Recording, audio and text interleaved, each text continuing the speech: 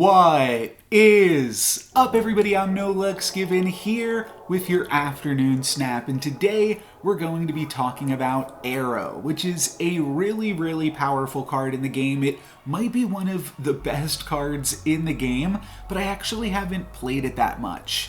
It's not really a synergistic card. It doesn't lend itself to any particular strategies, though I'll talk about why it's being used in this deck in particular in a second, but it's honestly just a really dang good card. I've lost to it a whole bunch, so I figured I am going to give it a shot and start trying to play it. But we're using it in this kind of destroy shell, which is nice because it might be a little bit of a surprising factor, whereas this deck is otherwise just a destroy deck, and then on the final turns of the game with Aero and Magneto, you can get a little bit funky with your opponent. I wind up throwing Killmonger into the Baxter building here, and the plan is next turn Bucky Barnes plus Carnage and grab a big lead in the Baxter building, and that's kind of why this archetype works with Aero. It's really good to use your early game cards to grab a lead, and then you can use Aero to secure that lead.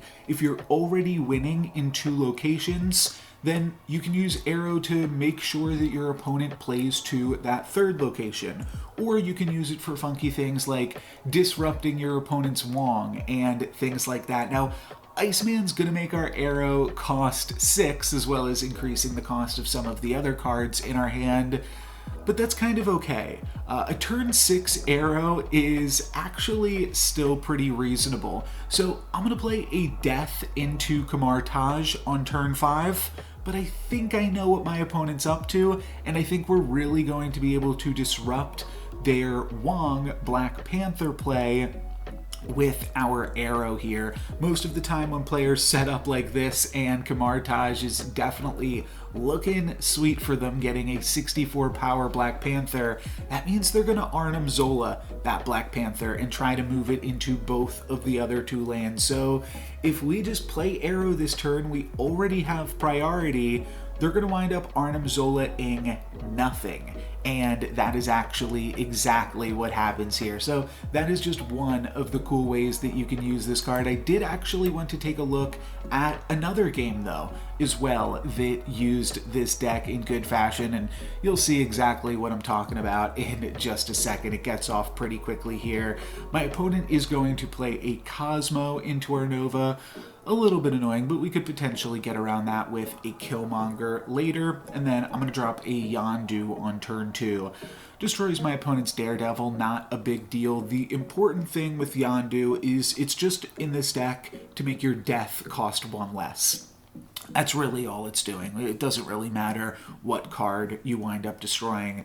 Another Baxter building game, funny enough, we'll play the Carnage into the Baxter building again, and my opponent has Mojo, so they're definitely setting up to play for the Baxter building, but then you see it, our third location is going to be Fisk Tower.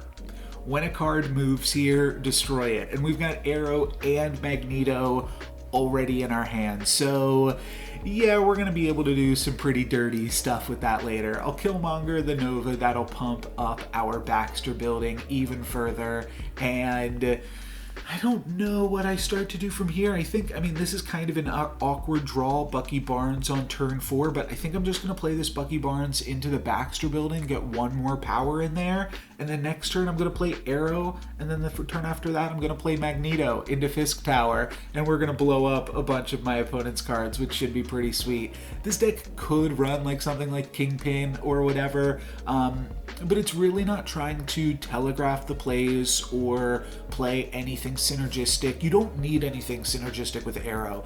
If you just play strong Marvel Snap, it's just a dang good card, like I said. So this turn, we are going to play that Aero into the Fisk Tower. So we're going to kill whatever they play this turn, which is this. We don't even get to see it. It just blows up before it's even revealed because we have priority. And then for Magneto, we'd rather not have priority. We'd rather flip over some more cards, but we're going to destroy their Cosmo and their Warpath. So that's going to take out a bunch of their stuff. Assuming that they don't play even more into the Fisk Tower, they're probably going to play more into the Baxter building.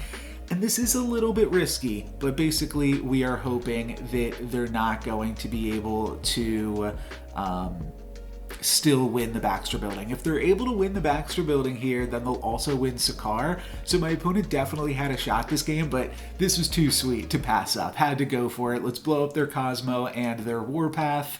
And let's see if they've got enough to take it out. Armor plus Captain America actually allows them to tie in the Baxter Building. So really, really close game, but it was too fun to blow up all of my opponent's stuff with Aero in that sweet way. And hopefully these were some good demonstrations on why Aero can be such a powerful card. That's going to be it for me today. Thank you guys very much for watching. I'm No Lux Given. Peace.